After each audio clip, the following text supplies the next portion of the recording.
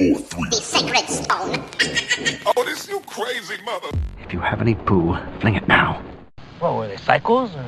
They look like psychos? Is that what they look like? They were vampires. Psychos do not explode when sunlight hits them. I don't give a fuck how crazy they are. All right, folks, welcome back to another episode of The Soup Sandwich.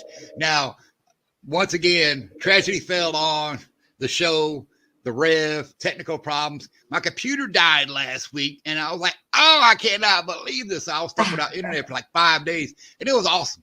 It was actually, to me, it was liberating because I don't use internet like everybody else. I don't go social media. I don't do any of those things. So it was actually quite finally cool. I watched some TV programs, some movies, and everything like that. That was about it. But I had no access to my computer, so I had to bring out I have an old Roku stick. Plugged that into the TV, and I'm like, oh, here we go. I got, well, at least I can watch TV. I'm good to go. You got yourself hooked up. Yeah, I'm good to go. So I'll still keep it up with that. But so we had talked about this over the weekend, and Jenny said she didn't have anything to bring up, and I was like, well, I'll find something, you know. Then this morning I'm like, okay, this is what I brought up. And he was like, no, I got to talk about it. I'm like, oh, that's my bad. Miscommunication. It's all my fault. But next week we will bring y'all a topic about narcissism. Yes. Traits and all that stuff. But this week I have talked about this many a times with friends, families, other people in my circle, even on my podcast. I mean, just throughout life. How I always dive into propaganda, conspiracy theories, how the government involves themselves in different things. Bless you.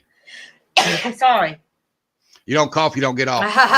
There you go. So, but I always talk about it. I do a lot of research on the things because not every conspiracy is a theory. Mm-hmm. You know, not everyone is a theory. The government has actually involved themselves in a lot of different things. Like I said, the George Orwell wrote 1984. He also wrote Animal Farm.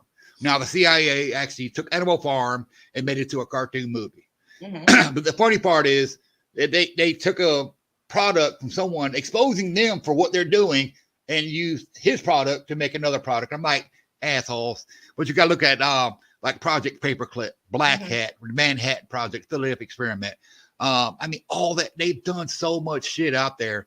But the one I saw that I was reading through one day, and it says, did you know the CIA included vampires to win the World War II? And I was like, what? Click, click, click. Got to find out. I got to know what's going on. So I watched, it's a little documentary video, and there's tons of material out there. I'll leave y'all the link in the description so you can go see the whole video. But if you go on YouTube or Google, any search engine, whatever, you put in CIA, vampires, Philippines, you'll find all kind of documentaries on this subject.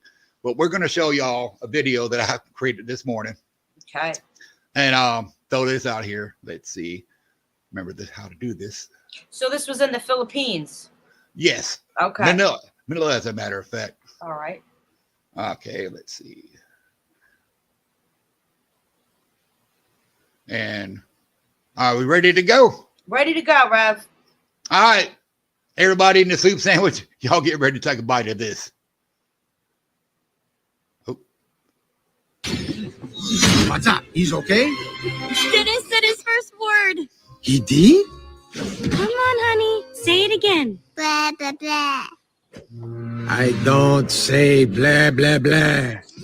We didn't say. You're a member of the Hukbalahap, often known as the Hooks for short, a rebellious communist insurgency movement that operated in the Philippines between 1942 and 1954. You're patrolling the back streets of Pampanga, a province around the northern shores of Manila Bay where the group's stronghold was based. It's night out, full dark, no stars. You may be shouldering your rifle, but something feels wrong.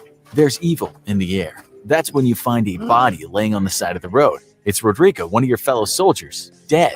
And even worse, he's got gaping wounds in his neck and appears to have been completely drained of blood. It seems to you that there's one obvious conclusion. Rodrigo has been devoured by a vampire. While given the context, you can't be blamed for believing that. The reality is even more bizarre. Your fellow soldier has actually been killed by the U.S. Central Intelligence Agency, and the vampire thing wasn't an accident either. During their 1950s conflicts with the Hooks, the CIA was framing vampires to strike fear into their superstitious enemies. Okay, this is a lot to take in. Let's go back to the beginning and figure this all out.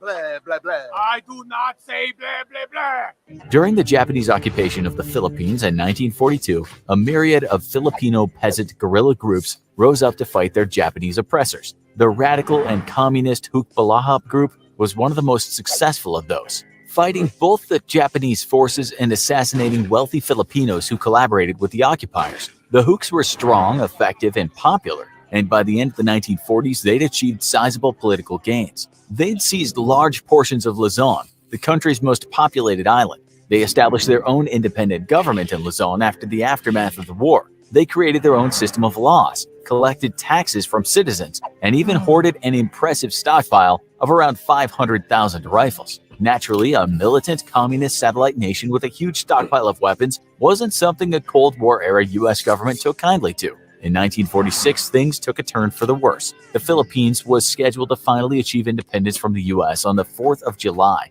much like the United States' independence from the British monarchy. An election was held to determine government positions in the new independent Philippines, and the Hooks took part. However, Luis Taruc, the leader of the Hooks, was unseated from the Filipino Congress by their rivals, the Liberal Party.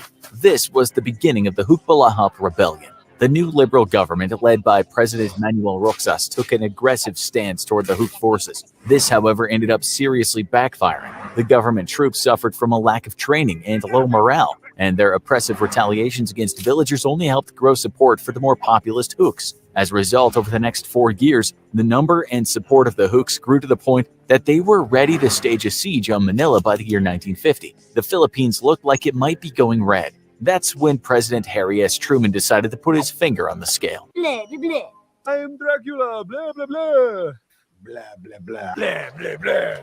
Blah, blah, blah. Passing knowledge of the Philippine political history, you probably remember the large shipment of advanced weaponry kindly donated to the liberal Philippine government by the U.S. government in the early 1950s. What you probably don't know is how the American military weaponized local vampire superstitions as a form of psychological warfare against the Hooks. Psychological operations, or PSYOPs, typically consists of using demoralizing posters and pamphlets to chip away at enemy morale. But there technically wasn't anything in the PSYOP rulebook that said you couldn't fake a string of brutal vampire attacks, especially if your commanding officer wasn't exactly averse to the crazy. Enter Lieutenant Colonel Edward G. Lansdale, an American military operative well known for his creativity. I don't say blah, blah, blah. The Hooks were a populist group, formed largely of conscripted volunteers from local villages during World War II. As a result, many of them were staunch believers in local Philippine legends. Lansdale knew this and intended to take advantage of it. He and his men studied the sociocultural beliefs of the Hooks extensively, finding information on a myriad Filipino curses and monsters. Lansdale practiced by convincing locals that they'd be cursed if they supported communism, to modest success. But he truly fell in love when he discovered the monstrous aswang. For those of you not familiar with Filipino folklore, the aswang is like a particularly horrifying variant of the vampire exclusive to the Philippines. It's said to take the form of a seemingly normal woman during the day, but at night, it's a whole different story. They're shapeshifters that can take the form of various people or animals to get close to their intended victims. But what really separates the aswang from your garden variety vampire is the way they feed on their victims. Unlike Western vampires, with their 2 very sharp canines, the aswang is believed to have fed with its long blade-like tongue. That's right, almost like a giant, horrifying mosquito, the aswang would extend its long, hungry tongue toward the neck of its victims, pierce and suck. What's more, for an aswang, there's more than just blood on the menu. It's also believed in most variations of the legend that aswang also use their bladed tongues to pierce the navels of pregnant women to feed on the fetus within. In particularly superstitious communities, aswang attacks are often the assumed reason for tragic miscarriages during pregnancy. Most people would read the accounts of the aswang and feel a shiver crawl down their spine. This thing makes Dracula look like a teddy bear, but not Lieutenant Colonel Edward G. Lansdale. Blah, blah, blah. Blah, blah, blah. Blah, blah, blah. Being an experienced military strategist and also ever so slightly insane, Edward G. Lansdale looked at the aswang and saw a great opportunity for waging psychological warfare against the Hooks. And that's exactly what he did, in perhaps the most violent and terrifying way you possibly could imagine. The plan was to fake a series of aswang attacks on Hukbalahap soldiers in order to sow fear and discord. They'd already spent weeks spreading rumors of a vicious local aswang in the hills. But to really seal the deal, they needed to do something a little more practical. There was no polite way to do this, so Lansdale jumped straight to brutal murder and proceeded from there. His first opportunity to test out his new psychological warfare attack was on a seemingly impenetrable hilltop fortress in Luzon held by the Hooks. Any attack staged against the settlement seemed bound to fail, and Filipino government forces were almost ready to give up on reclaiming it. Hook soldiers would patrol nightly in shifts to secure the area, and after meticulously planning his attack, Lansdale and his men were ready to strike. After weeks of observation, he noticed that the last patrol of the night was performed by a lone soldier. Under Lansdale's orders, his men swooped in and kidnapped this lone patrolman. This terrified Hook soldier was dragged into the woods to become the first guinea pig in Edward G. Lansdale's Aswang experiment. The unfortunate soldier was hung upside down by his ankles and then stabbed in the throat with a combat knife, and quite literally bled out like a stuck pig. The average adult body, weighing from 150 to 180 pounds, has around 5.5 liters or 1.5 gallons of blood, and Lansdale spilled all of this unfortunate patrolman's blood on the ground of the Luzon jungle. Then they took his exsanguinated corpse and dumped it on the roadside. To anyone who wrongly assumed, like the Hooks, that the U.S. Army couldn't possibly be crazy enough to do this, it seemed like a pitch-perfect Aswang attack. When the patrolman's bloodless body, complete with a ragged puncture mark in his throat, was found by his fellow Hook soldiers the next morning, terror spread among the guerrilla forces. This hilltop settlement that seemed previously immovable suddenly relocated. The Hooks may not have feared the Japanese, Filipino, or American soldiers, but an Aswang? That was way out of their league. The hilltop was soon reclaimed by the Philippine government in the Hooks' absence. Lansdale had done it. He'd successfully faked a vampire attack and terrified a powerful military enemy. I'm far too busy. I have Mavis and Dennis in the hotel and blah, blah, blah. Did you guys hear that? He actually said blah, blah, blah. I don't say blah, blah, blah. All right. I don't know if I believe all that shit. No, it's not about believing it, but that's what the government does. They're called psyops. Now, they have done other things also. In Vietnam, there's a Buddhist folklore, or at least belief, if you will, that if the body is not buried correctly or processed, whatever, Right. the soul is trapped in limbo between the two realms. Right. And so they actually use that folklore on a lot of the Vietnam locals and everything. It's like, there's ghosts out here and they're out to get you and blah, blah, blah. Disembodied spirits, if you will, the kind of deal. They use it in Germany also, because Germany was big on the occult, big on the occult. Now, one of the leaders used to have rituals and ceremonies and all kind of shit. And they actually would bring out things about, they're creating these portal gateways to another dimensions. They're going to kill all y'all and this. So they've done this quite a bit. So they're not actually, like I said, it wasn't actually vampires, but they use the idea of someone's fear, Right. Of that situation to create a power grab, if you will. Right. And I'm like, so I tell people, I say, what do you think they do to us? What do you think they do to us? And I know the government listens to what I got to say, but I'm not a threat, because they know I'm the crazy one. I'm the wackadoodle. I get that. But that's what I'm saying. Question the things you are heard, you are being told, you study, whatever. Question these things, because that's something that I've noticed that over the past 30 years, people stop questioning things. They set them at face value. And I'm like, man, what happened to the days where you're like, hey, that don't sound right. Let me check into that. Mm-hmm. But I do love that story there. And like I said, there's tons of information on the internet about it. It's a real deal. And it's something they did. Oh, they even had a thing one time where they actually were putting out false zodiacs, false horoscopes to give people dread and fear of what's going to happen and make them surrender, weaken their morale and all kind of shit. Wow. I'm like, damn. Talk about head fuck. But I'm saying, yeah. Basically, you get the fuck without a reach around, and you're not even getting a happy ending out of it. No, You know what I'm saying? nothing. Nothing. But I wanted to share that with you because I told you about that a few weeks ago. Mm-hmm. But I've talked about that many a times, But like I said, if someone could do that to a foreign country, imagine what they're doing to us right now. Oh, and yeah. I'm talking about right now.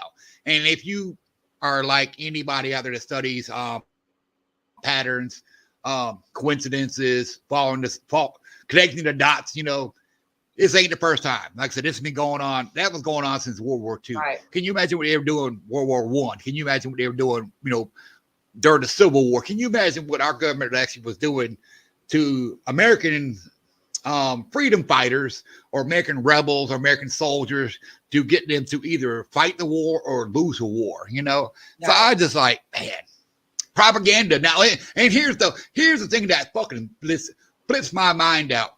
Obama made it legal for propaganda in America. And I was like, what?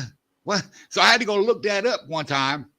And it's true. There actually is a law on the books that states that propaganda is legal. They call it propaganda foreign affairs, but because the idea is to spread propaganda to foreign countries to get them to do things against what their nature is, right, if you will. Right. Yep. Give up, surrender, lay down and wear it. Oh, my bad.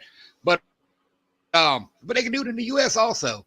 That's why I tell people, I say, if you watch any news media, there's one side of the media will tell you with facts and data, and it's over myths, truths, if you will, lies, whatever you want to call them. Depending on what station you watch. Yeah. But then there's another part of the media that will share thoughts and emotions and feelings, but at the same time, overcurring, mistruths and lies. So it's like, it's always opinion pieces, and they're always op-eds. There's always things, but just because they show you a chart or they tell you how a situation goes, doesn't mean it's real. You got to decide what is truth. You got to decide what is real, what is not as real.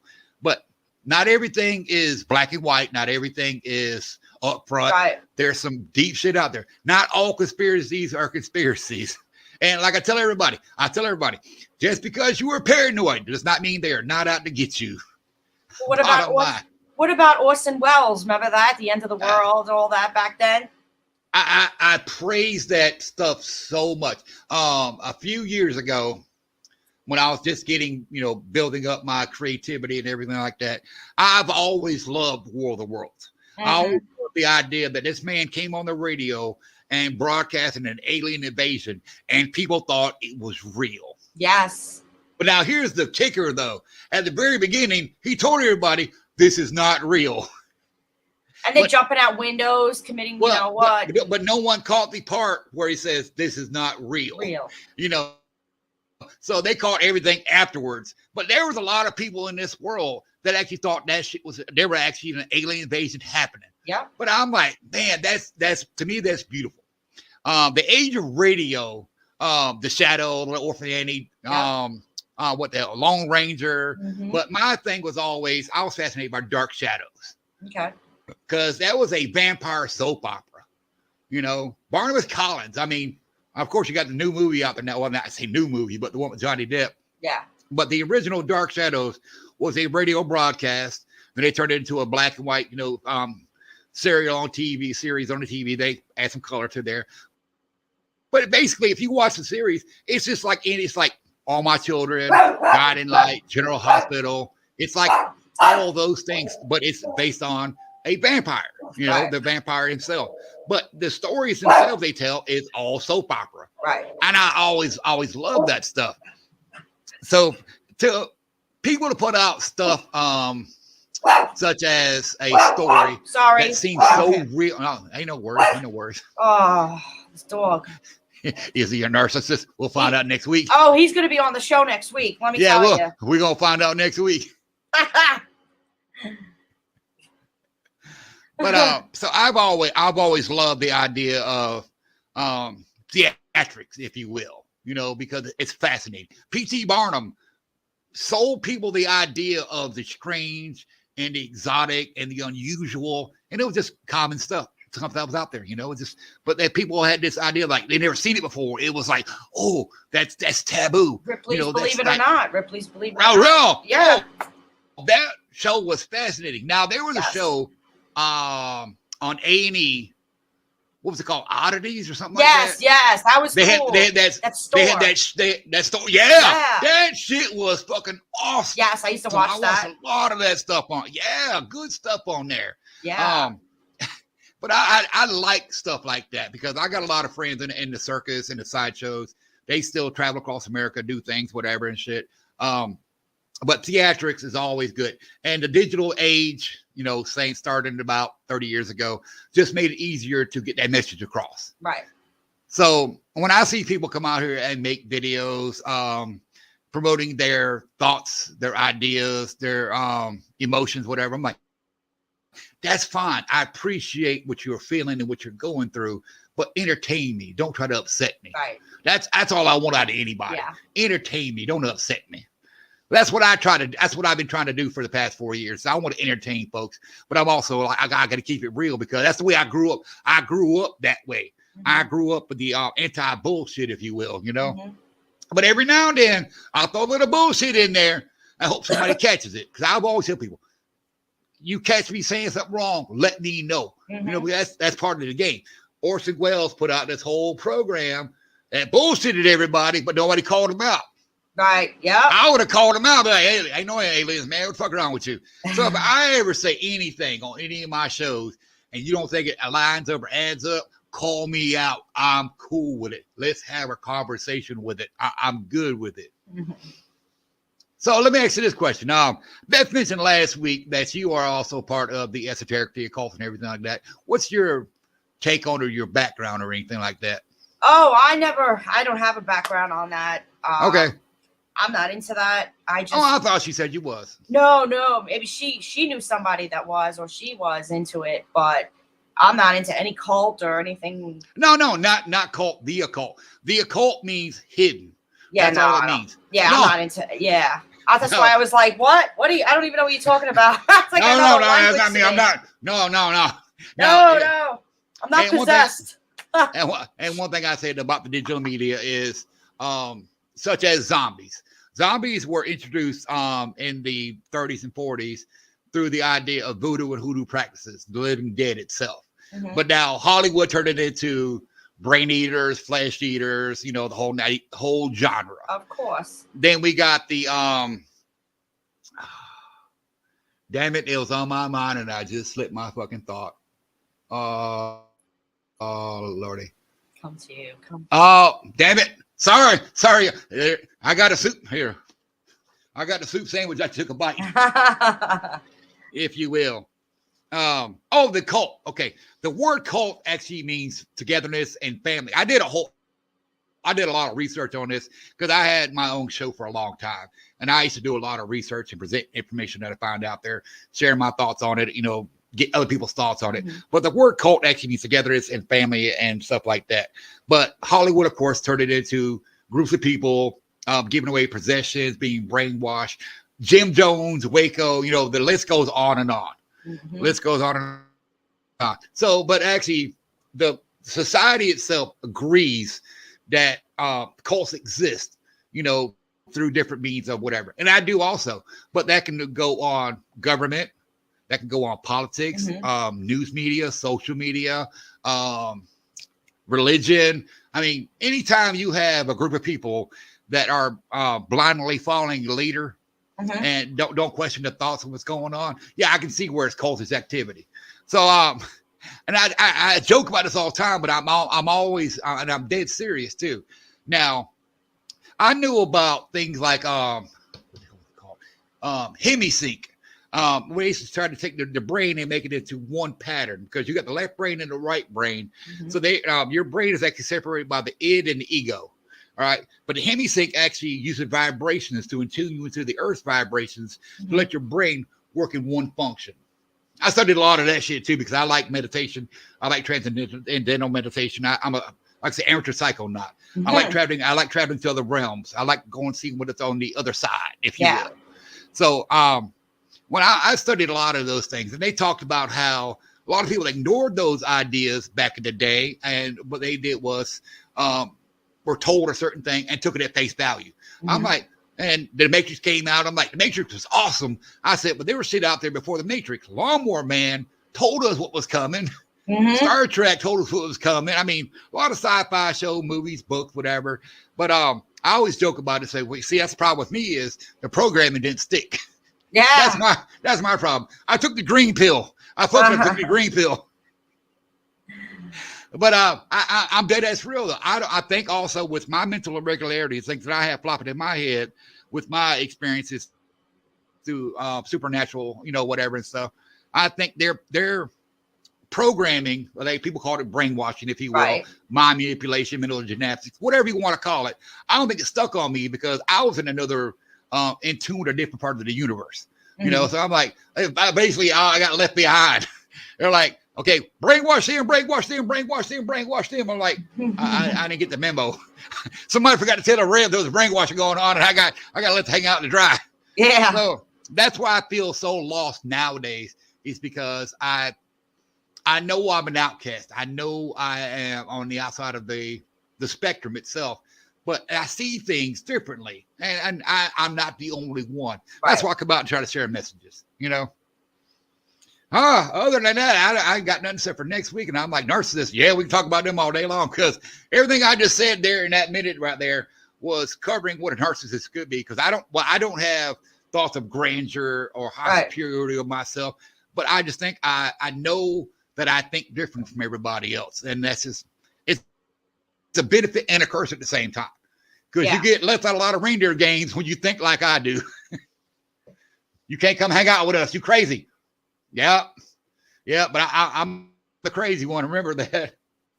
No, you're not. You're normal. Like, You're just different. You're different. No. Well, no. Now I'm not different though. I'm what they call unique. Yes, that's right. You are unique. Hold on. What was the one I saw? Hang on. Y'all give me 1 second here. I don't want to misquote it. Get it right, Rev. Get it right. See, that's what I like to do. I like to get it right. What the fuck? I like to get. I'm not crazy. I prefer the term mentally hilarious. There you go. I like that one. But at the same time, I do got flips and flops. But I understand me. I get me. And I get a lot of folks out there also. That's why I encourage people. You want to have a conversation, come talk to me. I got you. I ain't got nothing better to do. Come talk to me. If you got something you want to get off your chest, you want to rant, bitch, complain, share a story, throw it out there. And now you got the way to do those things. Mm-hmm. Jenny has provided us with this whole platform. Come out and share your stories. Y'all want to come out and tell a story, talk about it, have a conversation, y'all hit us up. We can find a way to get you on here. Yeah, we'll get you on as a guest. We could discuss, a topic. Yeah. If there's a specific topic you want to talk about, we'll do a show about it. And I'm good with everything. I'm good with everything. Yeah. I am a complete soup sandwich, believe it or not. So our next episode we're doing about narcissists. When I first discussed it with the Rev, I said, I come up with a title. Is he really a narcissist or just a pain in the ass? And Rev was like, kind of like, well, it should be they. And I was like, you're right, because it could be either or. He, she, a dog, a fucking toy. Your goldfish. Yeah. I would say your goldfish, right. Exactly. I think squirrels are narcissists. Now, I know squirrels are also spies. I'm a firm believer that squirrels are taking notes, reporting back to somebody, sending signal. What the fuck? I know the animal. You laughing. I know the animal kingdom. They are spies. They are spies. My cats know it, and they on guard duty. But now, like I said, and I tell people, I said, I understand the trends and stuff nowadays. Everybody want to create new pronouns and you want to identify something. I'm good with that. I'm perfectly fine with that. Oh. But if I make a mistake and say the wrong thing, don't call me that, because I'm not that. I'm just a regular asshole. Big fucking difference. I love each and every one of you motherfuckers as much as I love myself. So, but the idea is, it's not about I don't want to offend anybody, but I'm like, hey, wait a minute. Everybody has the potential to be a narcissist. Right. You know what I'm saying? Yeah. Doesn't matter who the fuck you are. Yep. I did a lot of research on it, and it's going to be a good show. I think my oak tree is a narcissist because they drop leaves every fucking winter, and I got to go out there and rake the leaves up for fucking 2-3 weeks. See? You see? But like I said, it's not about the idea of not offending anybody, but I think that anybody has potential to have those traits, and we're going to talk about it next week. And I know also, like I mentioned, that you have a lot of personal experience on this, and I'm pretty sure I have been around people like that. I just I'm like, oh, wait a minute, now I know somebody like that. Yeah, maybe I'm like that, because I even studied the idea of sociopath versus psychopath, and I'm like, so there's a big difference. Yes. A lot of similar traits, but big difference on the scale itself. Yes, there now is. I think I am an amateur sociopath, but That's just me. But it doesn't mean I'm not compassionate, though. That's where I feel the line is skewed. Because with a sociopath, you have they're unempathetic, unfeeling, uncaring towards someone else. I'm like, no, I care about people's feelings. I just care about my own more. But I got rejection issues. I got trust issues. So I get that. Andy, you are our diva. That's it. Bottom line. I don't lie about it. I told him. I told Jenny from the get go. I'm a diva. I'm a camera whore. I ain't no lie about it. Oh, and by the way, my wife wanted to tell you thank you, because now that I'm on camera more, I actually got to shave more. Oh, you're welcome. Instead of, so every now and then, if I'm not doing videos, I don't shave. I just let the shit scruff out. She don't care. She don't mind, but she's like, hey, I noticed that when you're on camera more, you like to shave more. And I'm like, well, yeah, you got to go on camera. Yeah. You got to represent. Tell her I'll keep you in check. Yeah, right. Exactly. You know? But we're going to get out of here. I hope y'all enjoyed that video. And like I said, I'll leave a link in the description. Y'all can go find out, watch the whole video. And there's other information out there on it. So it's all out there. But it's, like I said, don't take everything at face value. Do some research. Form your own opinion. Get out there and, just be you. Be you for you. All right, Jenny, you say goodnight to the folks. Oh, don't do that. Good night. Peace. Don't do this right here. That means that means fuck off. Well, yeah. That means fuck off. Peace. Peace. Peace be the journey.